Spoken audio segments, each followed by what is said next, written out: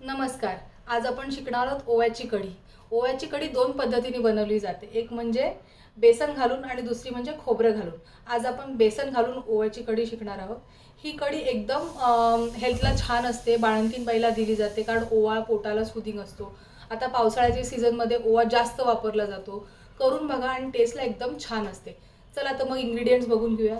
ओव्याची कढी बनवण्याकरता आपल्याला लागणार आहे 1 वाटी दही, 2 चमचे बेसन, अगदी थोडंसं लसूण आल्याची पेस्ट, थोडीशी मिरचीची पेस्ट, कढीपत्ता आणि 3 चमचे ओवा. आता ओव्याची कढी असल्यामुळे लसूण आलं किंवा मिरची ह्याची टेस्ट जास्त प्रकर्ष येणार नाही. ओवा जास्त आपल्याला टाकायचा आहे. तर सुरुवातीला आपण मिक्सरमध्ये आता एका मिक्सरमध्ये दही, नंतर 1 चमचा ओवा आणि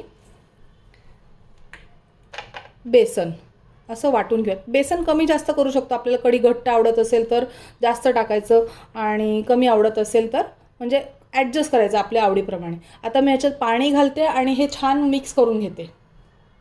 हे बघा मस्त आपलं वाटून झालेलं आहे आणि सगळं एकजीव झालेलं आहे. ओव्याची एकदम मस्त टेस्ट आली पाहिजे ह्या वाटणाला.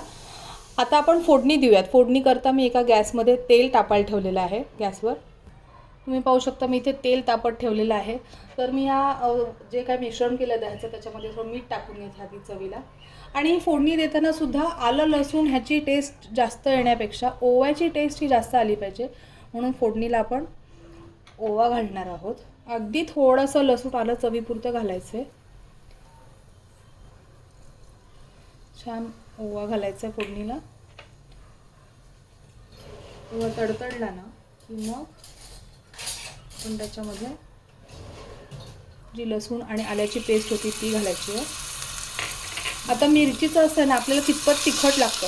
आता समजा तुम्हाला बाळंतीण बाईसाठी बनवायचं असेल ना तर शक्यतो बेसनाच्या ऐवजी खोबरं घ्यायचं. म्हणजे खोबऱ्याचं वाटण हे तब्येतीला चांगलं असतं. दही असेल ना, दही आणि बेसन तर ते थोडंसं तब्येतीला बाधतं. तर नुसतंच खोबऱ्यामध्ये ओवा वाटून घ्यायचा. कढीपत्ता घातला आहे मी छान. आणि आता ह्याच्यामध्ये आपण हे वाटलेलं सारण घालायचं आहे आणि याला छान उकळी येऊ द्यायची. आता तुम्ही म्हणाल हे एवढीशी कढी, तर हे एका माणसाचं प्रमाण आहे आणि पातळ वगैरे आपल्या ह्याच्याप्रमाणे म्हणजे आवडीप्रमाणे. मला थोडी घट्ट आवडते. त्याला उकळी येऊ देत आपण छान. मी थोडंसं पाणी घातलेलं आहे. तुम्ही बघू शकता मस्त कढी आता उकळी येईल आणि मध्ये मध्ये हलवायचे कारण ही दह्याची ना तर हलवली नाही तर फुटते आणि खूप नाही आपल्याला उकळी येऊ द्यायची. आता फेस आलं थोडी वर यायला लागली की आपण ती बंद करायची.